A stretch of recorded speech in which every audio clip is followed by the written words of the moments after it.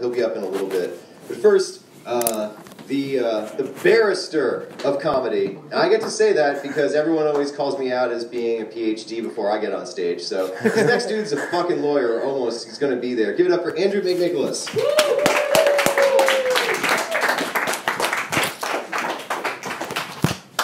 How's everybody doing tonight?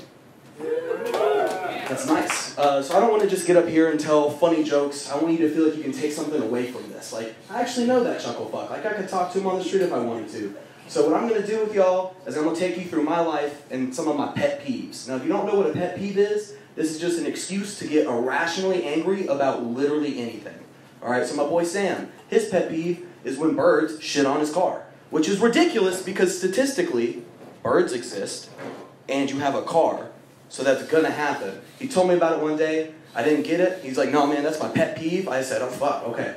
Let's go punch a pigeon or something, man. Like, whatever you need to calm you down, because I have my own pet peeves.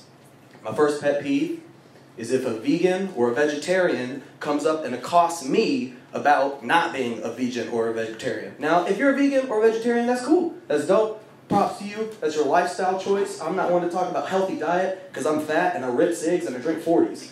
But don't get in my face calling me a murderer. I don't appreciate that shit. I was in the library the other day doing some work. This girl that I hadn't seen in a while comes up to me, oh, Andrew, how are you doing? I go, oh, good. Well, it's hot outside. That sucks. And I burnt the shit on myself frying some chicken. The first thing she says to me is deadpan right in the eye.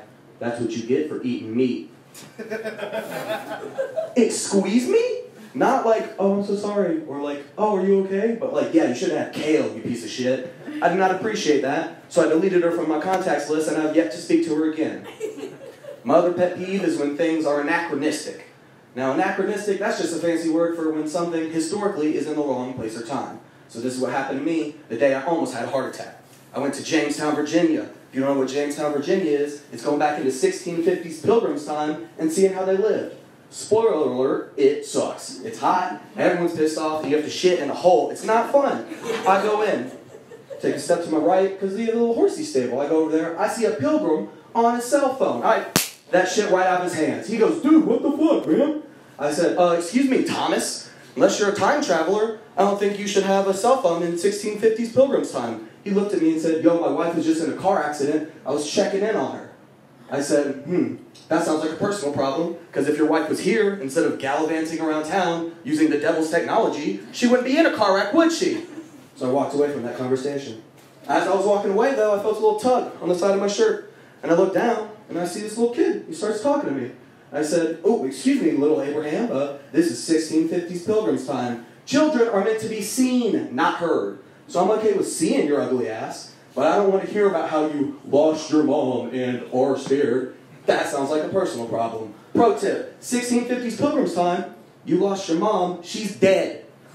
Dysentery or Indians, only two options.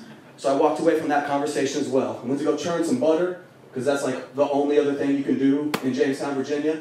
And next thing I know, this woman comes up and starts talking to me. I go, excuse me, Isabel, this is 1650s Pilgrims time. Last time I checked, you don't have the right to vote, let alone the right to ask me why I'm stealing from the gift shop. That sounds like a personal problem. Get better security. I just walked out there with your shit. I don't feel bad. Y'all can imagine my shock and surprise when the black cop showed up. I had a heart attack.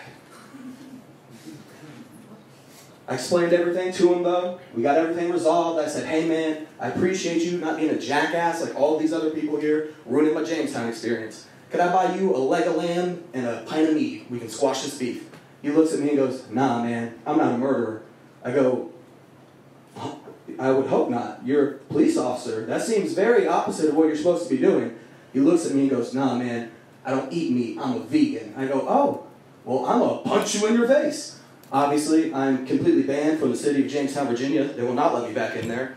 But that's okay, because that place sucks. You have to shit in holes, and everything's there anachronistic. So those are my pet peeves, y'all. Don't let me see a cell phone in a Harry Potter movie, and don't tell me to eat kale when I'm eating Gus's fried chicken. Thank you very much. Woo! Andrew McNicholas! Keep it going for him.